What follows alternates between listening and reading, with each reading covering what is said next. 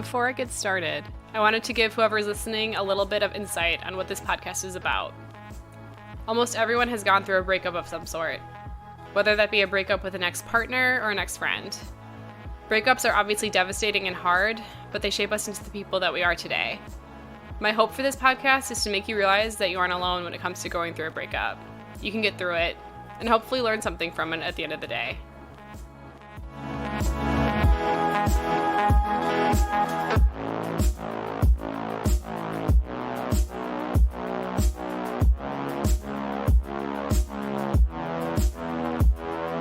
This is Obliterate Podcast. I'm your host, Christine Nikolic.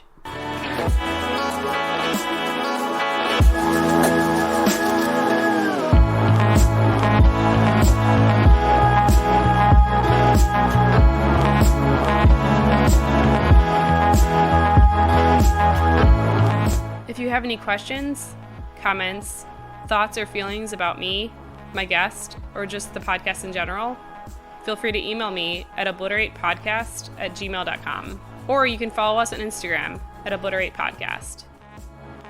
My guest today is Marlene. She's from the Chicago area, but we met in college, and she quickly became one of my best friends. Marlene is one of the funniest people I know, and she's currently pursuing her voice acting dreams in Chicago. In this episode, Marlene talks about the ex that brought her back to Muncie. She fell hard and fast and learned a lot about herself throughout this relationship. This is Marlene and the ex-boyfriend. How's it going, Marlene? Hi, Christine. I'm good. How are you? I'm doing well. I miss you. I miss you too. It's been a minute. I was trying to think back on how we met. Was it just something else? Was it like a meeting? We both participated in something else, sketch comedy at Ball State University. However, you and I met for the first time at a party. And this is weird that I know the exact address of the house, but it was 1208 Neely. There was a party and you were trying to get with this guy, and that's it. That's how I knew you. That's how I met. That's how we met. Interesting. I mean, that sounds typical of me in college. Just trying to date someone. So, are you back at work? No. So the hospitality industry is severely impacted by COVID-19. I'm still just, grateful I'm able to collect unemployment and enjoying hobbies that I never really considered or had time for before all of this. I've gotten into voice acting, which has been fun. And yeah, I'm having fun. I've been enjoying the situation. How have you gotten into voice acting? It's a funny story. I don't know if you've been on TikTok, but I've been on TikTok in quarantine. I came across this voiceover actor. She's like, "Hey, you might have heard me. I heard you're a voice actor. Where do you think, you've heard my voice before?" And then she shows off for a little bit. I'm like, that's it. That's what I want to do. I've always been interested in doing that. And I basically just followed her suggestions. So I linked up with it's called the Voice Actor Studio. They're based out of Las Vegas, and I've been taking classes on Zoom once a week. Wow. And yeah, I've been getting some really great feedback, and it's a lot of fun. That's so cool. Yeah, that seems like a perfect fit for you. If I'm not working, I might as well do something I've always wanted to pursue, learn something new with the time that I have. It's a gift. I'm looking at it as a gift instead of a disruption to my daily life.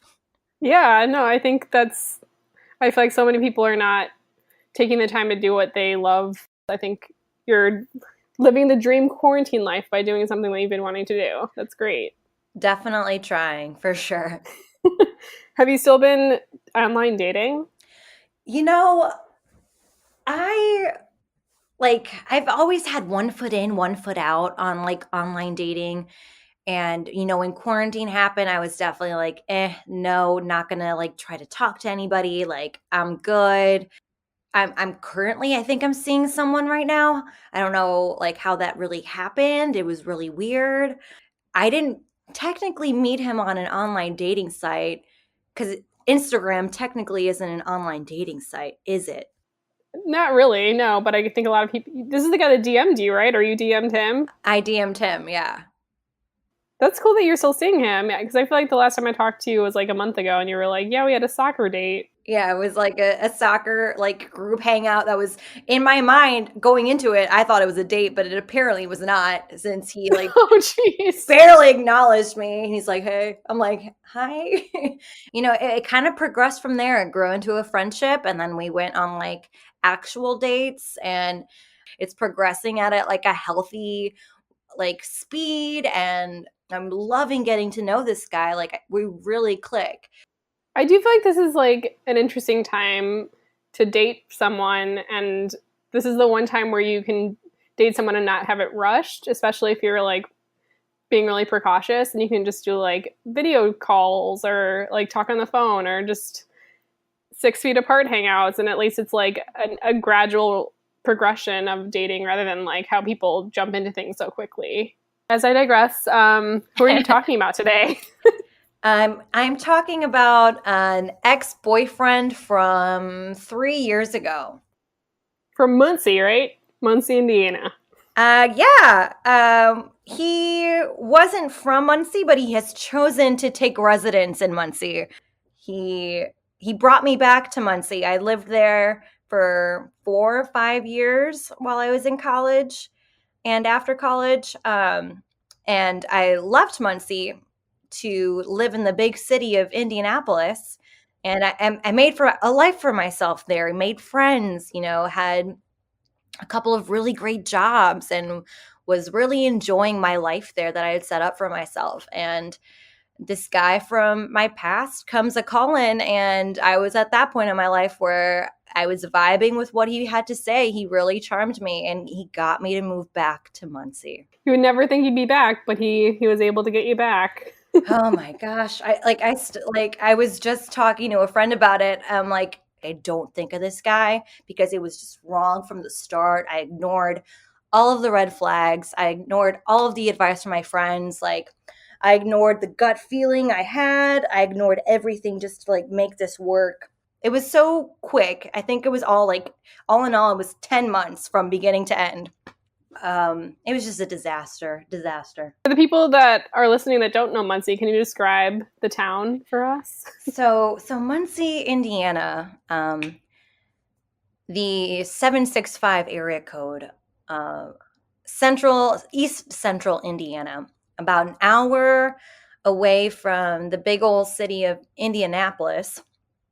Muncie is the home of Ball State University, and that's pretty much it, right? Like, it's just Muncie. Yeah, I feel like it's a pretty small town other than the school. Mm-hmm. Other than like the school and the campus, like they're like everyone knows everybody. Like, once you break out of like that campus setting, like for example, I worked at a restaurant on campus on the main strip, and that like opened my world up to getting to know people that lived in the town of Muncie, and people who worked in restaurants in Muncie. They all knew each other. They would all go out with each other after work. We'd stay out and close down the bars after we closed down the restaurant. So that's how you get to know one another, and that's how me and my ex met.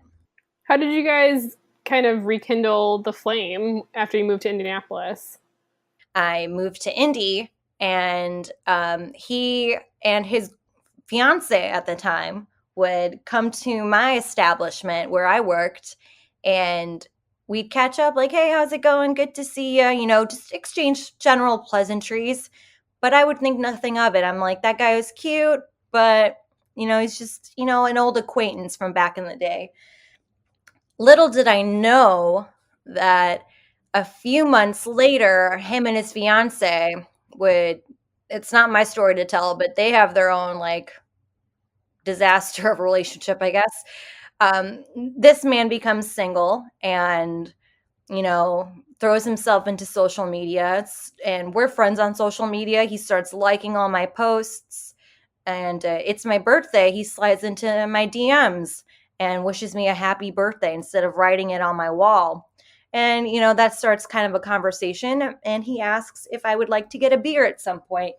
And I say yes. So a week later, he comes to Indianapolis. We go out, and the rest is history. How quickly after him and his fiance broke up did you guys start dating? He told me when I asked him on our first date, like, how long has it been? I should have run. I should have asked him to pull the car over, and I should have got out. It had been 4 months, and they had been together for 3-4 years.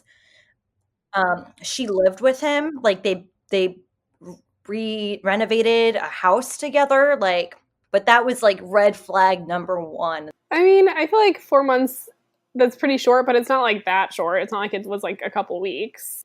And I mean, yeah, it sounds like he built a life with her, but whatever. I mean, I feel like people move on in different ways. So I was willingly wanting to look the other way, just because at this point in my life, I had just gotten out of like a relationship that had spanned like 5 years on and off. And it was like a really toxic, like unhealthy relationship. You might remember that one. Like, I do.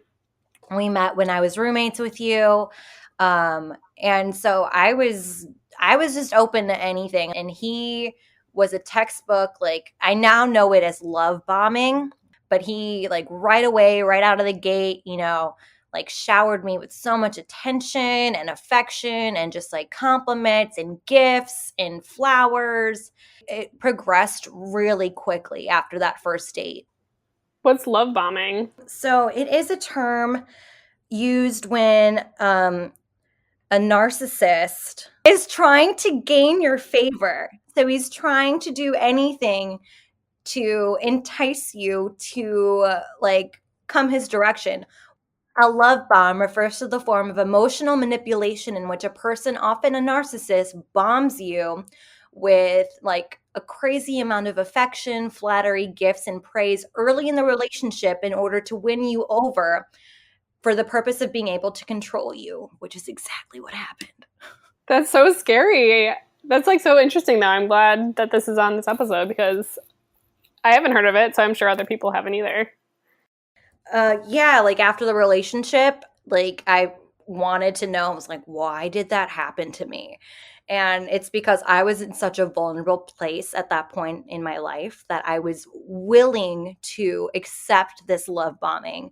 And like it hooked me in. It really did. What are some of your favorite memories with your ex? We didn't fit well together. If you looked at us next to each other, just like they don't make sense. In his life and my life, like the only thing we had in common was like our occupation, but he came from a completely different world than I did. However, we shared the same sense of humor, like the same things made us laugh, and we loved the same like music, and we liked the same shows, and we liked doing like we liked drinking too. We loved drinking. And I'm 18 months sober now, but like I can look back on my life at that point with him, and we had fun, but the drinking definitely escalated a lot of the fights that we had. But drinking was part of one of my favorite memories with him, and just drinking in general, and having and getting to do Indiana things, with a real Hoosier. It was fun, and driving around in the cornfields. And yeah, I feel like since we're both from the Chicago area, it was like interesting being in Hoosier land for that time and just like learning the different ways of, because it feels kind of Southern, even though it's not. Like, I feel like it's very country. It is. It's a different world, like 3 hours away. So you said you guys moved in together after 7 months? Yeah, I want to say it was like 7 or 8 months. Okay. And was it like fun times those first 7 months? Was it just like a whirlwind relationship kind of a thing? It was a whirlwind. I mean, Muncie and Indianapolis, like it's an hour away, which in the grand scheme of things, like isn't that far, but in Indiana, it is far. Like And you weren't driving, right? No, I hate driving. I don't drive. Like, I don't do it. So, if he wants to come see me, like, he drives to come see me. And, when you're codependent on someone or with someone in a relationship, you want to spend all the time you can with them. So he was driving from Muncie to Indy, like, multiple times a week. I would feel bad because he's got pets at home, and he's got, a dog and a cat, and he's having to, reach out to friends like, hey, can you go let my dog out? Can you feed my cat? And I would feel bad. And, there wasn't ever a question from him on like whether to come see me or not in the beginning. And I would even make sacrifices too. Like, I wasn't driving, but I figured out, how to take a bus from Indianapolis to Muncie to like see him. So he wouldn't, go through the trouble of like having to come get me or driving down himself. Like, I made it work. And he would get drunk and ask me to just move in with him. And I'd say like, no, it's too soon. Like, and on the times where I would go to Muncie to like hang out with him, and he, would take me to his house, and his house was still like, it just felt weird and creepy because like his ex-fiance had decorated it and like left a lot of, her stuff and like their stuff, and like he hadn't moved anything, he hadn't changed anything, and it struck me as odd. Like, I didn't like it. I figured he should want to move on, and like he wouldn't. Yeah, that'd be weird to like just see a house untouched after his ex-fiance did everything to it. I would be weirded out too. Like, the sheets were the same, like, and I only know the sheets were the same because like obviously I'd like, checked out her Instagram, and it's funny, her and I have become friends like after the fact. Like, we didn't know each other before we both had a relationship with this man, but like since we both had a relationship with this man, it made us friends. Like, that's so interesting. yeah. So I'm guessing the reason why he didn't move to Indianapolis was because he owned his home. Yeah. He would, bring it up every so often. He's like, I'm going to sell the house. I'm going to move to Indy, and we'll take over Indy. We'll start a restaurant. We had like these big dreams. And then, he'd be like, I don't want to leave Muncie. I have a house here. I love living here. And like, these are my people. And I respected that. So my lease was up, and he was buttering me up to move. And I gave in one day. I was like, you know what? I'll do it. Like, he had just come home for Thanksgiving with me. And, I told my parents, and they're like, okay. And, my parents growing up were like super strict.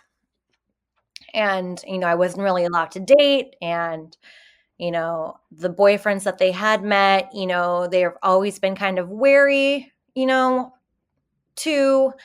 But I had brought him home, a couple of times. I brought him home for Thanksgiving and Christmas, and, they saw that I really liked him. And my dad asked me, he's like, okay, you're moving in with him. Are you going to marry him? And I'm like, and I'm like, I mean, I love him. I'd like to someday, but I don't know when that day will be. I just felt like all this pressure to like, I was like, okay, if I move, like my parents like didn't want me to live with him unless I was going to marry him. And I'm like, well, I guess. Is this the first person you lived with?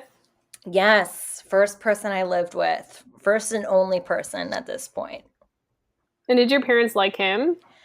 They liked him because I liked him. And because I was telling you about, the love bombing and the charming, like he was charming, when he would come home and be with my mom and dad, like, and my parents love anybody that I love. And my parents are like two of the most generous, like loving people. And they welcomed him with open arms, like every time he came home with me. That's how it should be. You should love. Yeah, that's exactly how it should be. So you moved in with him. How did that finally end up happening? Where you were like, okay, I'm going to do this. Moving in with him? Yeah. My lease was up. He was begging me. He had just started this new job and like was based in the Muncie area, and like, it was like the traveling was hard for him. So he's like, it would make sense if you just like lived at home, lived with me, and I came home to you. He was saying all of the things to like butter me up and to get me to do this, and like, and I was like, you know what? I'm gonna do it. I'm gonna move in with you. And at this point, I was managing a bar in Indianapolis that I dearly loved at the time, and I didn't want to let that go. So I like, made the deal with like the owner, and like knowing that I didn't drive, I was still going to work out a way to like come back to Indianapolis and work there one day a week, and to like get the restaurant and the bar like set up for the week, and then come back the next week, and that was supposed to work. So when I finally like chose to move, I had, that job set up, and then I was hoping to get another job when I like moved to Muncie. I'd keep a part-time gig in both Indy and Muncie. And I sold all my things. Me and my dog, we got in the car with this man, and he took us to his house, and we lived there for 2 months. That's, oh man. So, what happened in those 2 months? My best friend for Christmas that year, she got me this like badass journal. It's like leather. It smells really good. I'm smelling it now. And my first entry is the first day that I moved in with him. And I'd written in it, not every day, but pretty often in those 2 months. And there's a common reoccurrence in those 2 months. Like, we'll be fighting, and every entry will start with, well, it's been 2 days since the last fight with this man, or we've only had 3 fights since my last entry. Like, and at the end of each entry, like, I'll say everything that happened, and be honest with how I'm feeling and how depressed I am, and at the end I'll end it with, but I love him, I love our house, I love our home, I love this town, and I love my life, when it just wasn't the case at all. I hated life. I was so depressed. I had willingly left everything I'd built for myself, everything I loved, and taken up with someone who presented himself to be a way that he really wasn't. And, you hear people say, like, you think you know someone, but then you live with them. And I mean, it's true. Like, we'd only been dating 7 months, but like, I thought I knew that man, like the man who like showered me with affection and gifts and flattery, and like showed me all of this, what I thought was love. And as soon as the door closed, like, there was no love. Oh man. What were you guys fighting about? Like, what were the biggest fights? The biggest fights, the reoccurring ones, were him drinking too much, I'm drinking too much, me not having a job in Muncie yet, and we never agreed on whether I was going to like help like with the mortgage. Like, he just said, come live with me. He never said, come, like, okay, like pay half the mortgage each month or something. Like, but he wanted me to have a job. And I'm like, well, I'm working on it. Like, it's the dead of winter in a college town. Like, oh, okay. Like, I work in the service industry. Like, what do you want me to do? But also like him not being like comfortable like in the house. Like, he'd fall asleep on the couch every night and not want to come to bed, and like I would think that the reason he didn't want to come to bed was because like it was still weirdly decorated, like from his last like fiance. So like I like tried to change the sheets, and like, should I paint the room or something? Like, I'm trying to do anything to like get him to come to bed. But like, I didn't, at this point, in my life, I was drinking way too much. I was, I gained the relationship weight that everybody gains. And I definitely don't, I was probably the heaviest I'd ever been. And, we were having intimacy issues, and I was like asking him about it. And, the truth eventually came out one night on why he didn't want to be intimate, and it hurt my feelings. And, I'd get drunk and like get mad about it. Sounds like there was just a lot going on. Yeah, what was it like just being back in Muncie, like without your friends there?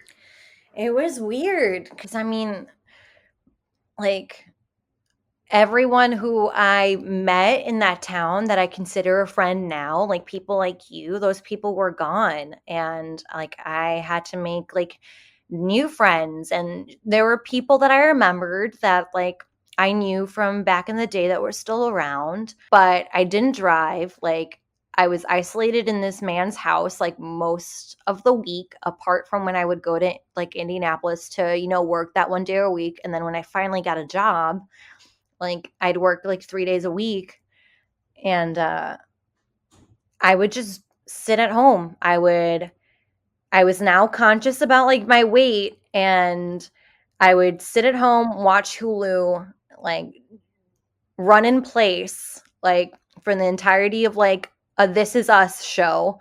And like when I was done with that, I'd drink all day. I would start drinking at noon, and I'd drink until he would come home from work. And what was his favorite thing to do? Drink. So I drank with him. And, by the time I laid down my head to go to bed, I'd been drinking probably about 12 hours. And I did that mostly every day that I lived there. Oh my gosh, Marlene, I didn't know that. Yeah. I'm so glad you're better. Yeah. And it was at the end of this relationship that I'm just like, shh, I have a problem. And it was a shared experience, like because I was drinking that way and he was drinking that way, and it was how we bonded. In one of our last conversations, I had told him, I was like, I think I should stop drinking. I think it would cut down on our fights. And he's like, well, I need to be with someone who can drink. And I was like, okay, I guess that's not me. I'm over here telling you that I have a problem, and you're like, well, I can't be with you. Oh my God, that's not a good thing to hear. So why did your relationship end? Well, it's, as soon as like I moved in, it was just a constant fight over all of what I had mentioned, and constant drinking and fighting don't go well together. I had finally like gotten a job, and I was so excited to get my first paycheck. And, I figured if I helped with the mortgage, he, would be happy, and that would be what he would want. Um, so I cashed, that first paycheck, and, I put that money aside to help him pay for the mortgage, and the rest of the money, I figured I'd treat myself. A couple of beers turned into like a whole night out, and it turned into a fight on the way home. And our fights were getting to the point of being like a little aggressive, and it finally crossed like a line. There was definitely a push and a shove, and that was it. And he said, like, leading up to this last big fight, we had like subsequent fights before this where he had asked me to move out and then take it back the next day. And I'd have conferences with like my friend group. Like, he asked me to move out. Like, what do I do? Do we talk it out? Do we work on it? Do I ask him if he really meant it? Should I like change his mind? And, my friends didn't know what to say to me. Like, they're like they want to tell me to let this go. But anyway, yeah, the last fight, like it got a little aggressive, and he asked me to move out, and he locked himself in our bedroom, ironically, where he doesn't like spending the night because he loved spending the night on the couch. Locked himself in our bedroom. I like take a walk. Like, I was a smoker at the time. I go buy a couple of packs of cigarettes, like, And, I go back out. I go out to the bars. I get a couple of drinks, call my best friend, tell her what happened, and come back to the house. And I pull an all-nighter in the garage, just like smoking and trying to think about what I'm going to do, whether it's really over. Morning comes and he's finally unlocked the door to the bedroom. I go in. I'm like, did you really mean it? Do you want me to move out? And he said, yeah, I think it's for the best. It's just not working out. And I'm like, okay, I guess. And he's like, do you want me to leave so you can pack your stuff? And I'm like, no, that's okay. So I start packing my things. I call one of my friends, the one who she lived in Indianapolis at the time. And she and her boyfriend came up to move as much as they could from my stuff back to Indianapolis. We, in the midst of packing, he and I would talk a little bit here and there, and he told me he didn't love me anymore, and that he never, not that he never loved me, but he didn't think it would go this far. He was just trying to get me. That's so mean. That makes me so angry. He's like, when I should have never dated you, I was trying to get you. That's all. I was just trying to get you. And I was like, okay. And I was crushed. I loved this man. I changed my entire life for him and for what I thought was love. And looking back on it now, it clearly wasn't working out for me. I clearly was not being treated well.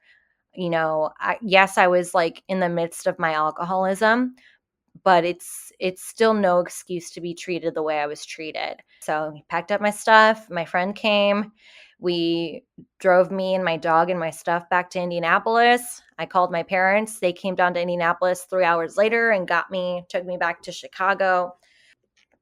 I stayed sober for 11 days. I started, the recovery journey then. I had some second thoughts about it, and I ended up not wanting to get sober then. But I did get sober finally a year, almost 2 years after that. I feel like a lot of people have been in relationships where they don't see the red flags when they're in it. It's so hard, especially if you're in love. So it's just good that you're out of it. And I think it's lucky that he broke up with you, because I don't know if you would have had the strength at the time. And I think that's the one good thing that he did, it sounds like, was that he actually ended it. And I'm glad you are out of that, and I'm glad you're better now. I'm sorry that you went through that. Yeah, I mean, in retrospect, I'm really grateful for, how it played out, and without it, I wouldn't be where I'm at today. You just have to go through some experiences sometimes. Sometimes it's just how it works out. Yeah, no, it's true. You have to, yeah, it's good that you don't regret it. I think that you learned from it and will never let someone treat you that way again. How does it feel knowing that you probably won't see or talk to this person again? Well, here's the thing is it wasn't up until recently that I didn't think I wasn't ever going to talk to him again. We'd been on, after the end of that relationship, we had our time of no contact, and he reached out a few months after, I moved out, and I went back to living in Indianapolis, and he's like, I messed up. I'm so sorry. And I'm like, mm-hmm.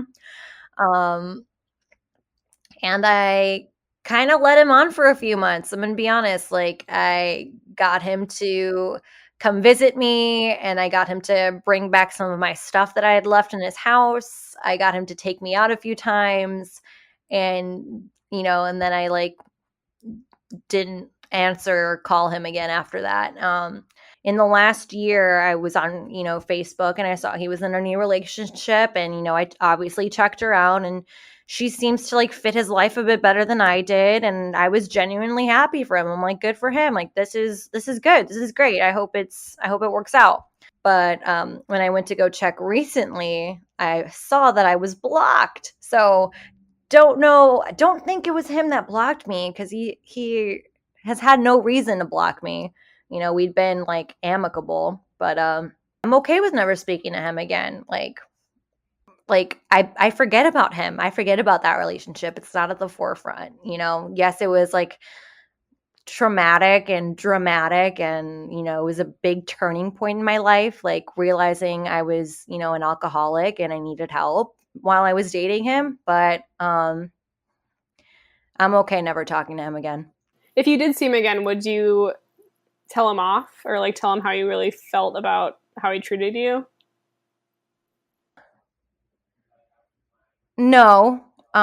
He has done, like, in the times that he has reached out, he has, apologized for how he acted and how he treated me. So it's nothing that I personally hold over him anymore. It's not a resentment that I hold. And I think that we should just both move on at this point. Like, it was just, it's in the past, and we let the past be the past. I get that. Do you have any advice for people who are in a similar situation? Yeah, I mean, like, when you're in love, or what you think is love, like, it's blinding. You're blinded to a lot of just like defects of that person's character that may not mesh well with your character and who you are and your goals and your values. So definitely take your time getting into relationships, and be wary of the signs of love bombing early on. Like, get educated and learn about the kinds of men or women you may encounter in the dating world, because even though we didn't meet online, he reached out to me online, and if it wasn't for Facebook, he probably wouldn't have made his way back into my life. And you don't know who you're going to encounter, if you don't really know this person. So yeah, I'd say just get educated on the types of people you encounter, and like know the signs of, I don't want to call him a narcissist, because I am not a doctor and I can't diagnose that, but he did display, some narcissistic traits. Do you like, what are the signs that people can look for? Do you have any? They eventually like will put their needs first, like they'll manipulate you with that flattery, and then like go to like belittling you or threatening you. Let's see, like sometimes like the lack of like empathy can show up like when planning things. Like they may not be willing to like negotiate like what they want, like, so compromising might be hard. What did you learn from this relationship? I learned a lot about myself. I was headed for like this housewife life that I never wanted, and I was living it. And it showed me that I didn't want that. And like, yes, I'd like to eventually have a partner that I can like do life with, but I had like no job. I was living in this man's house, like cleaning up after him and like drinking all day to pass the time. And like, it showed me that that's not what I want at all. I learned that I shouldn't compromise my life and what I want and my goals and my dreams for what the person I'm in love with wants at the time. Well, I'm so proud of you for being sober.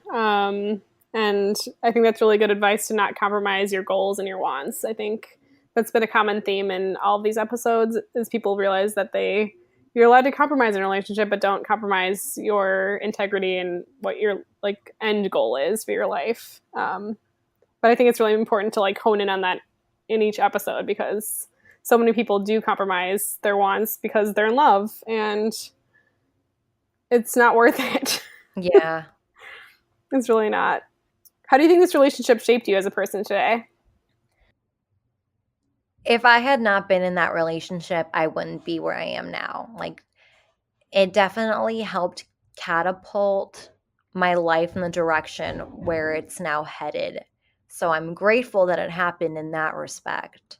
I mentioned that, in this relationship, I, was finally, I finally woke up to the fact that I had a serious problem with alcohol, and I was able to, seek help for the first time, even though I did not, stick with that, even though I decided to, keep drinking. I knew that when I was ready to stop, I knew what to do, and I knew where to go, and I knew who to talk to when I was ready to stop. And without that, without me being in that relationship and without it getting to that point, I might still be drinking now, and I wouldn't have the life that I have. So it's definitely shaped who I am today. And I'm very grateful for that. I mean, yeah, I'm grateful for that too. I'm glad that you're in a good place now and are able to see your life clearly, which is amazing. That's a good segue to what's your life like now, and what are you looking forward to? At the end of this relationship, I thought I had hit bottom. Apparently, I did not. I had another relationship after that, again, showing my character defects and, patterns, and thinking that a relationship would solve my problems. And that was my true bottom. I moved to Chicago after, experiencing, that second bottom. And I live in Chicago, currently quarantined with roommates, some great friends of mine, and my dog who lived with me in that man's house. He's seen it all. He's seen all the men come and go since then. Yeah, I'm just living my life one day at a time. And, I'm grateful that I don't live in a snow globe. I kind of saw my relationship with that man as I was trapped in a snow globe of what he wanted and what I thought I wanted because he wanted. And it turns out I didn't want that at all. And I'm not trapped anymore. I feel, That's a really interesting metaphor that you feel like you're in a snow globe. Well, thank you so much for joining me. I love you, and I'm glad you're doing well. And yeah, this was great. Thank you. I'm glad I was able to help out. It was cool to talk about. I hadn't talked about him in a really long time because I forget that happened.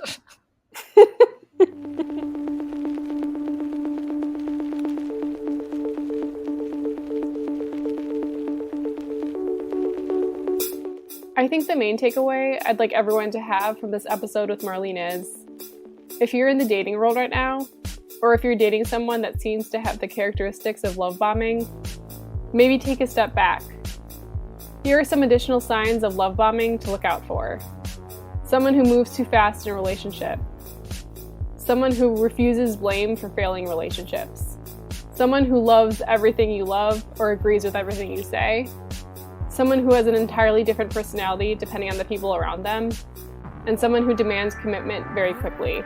Basically, if it seems too good to be true, it probably is. Obliterate Podcast is produced by me, Christine Nikolic. Special thanks to Diala for providing the theme music. Please follow Obliterate Podcast on Instagram. And if you have any questions, feedback, or are interested in being a future guest, feel free to email me at obliteratepodcast@gmail.com. Please like, subscribe, comment, and share this podcast with your friends and family. And thanks so much for listening. My name's Christine Nikolic, and this is Obliterate Podcast.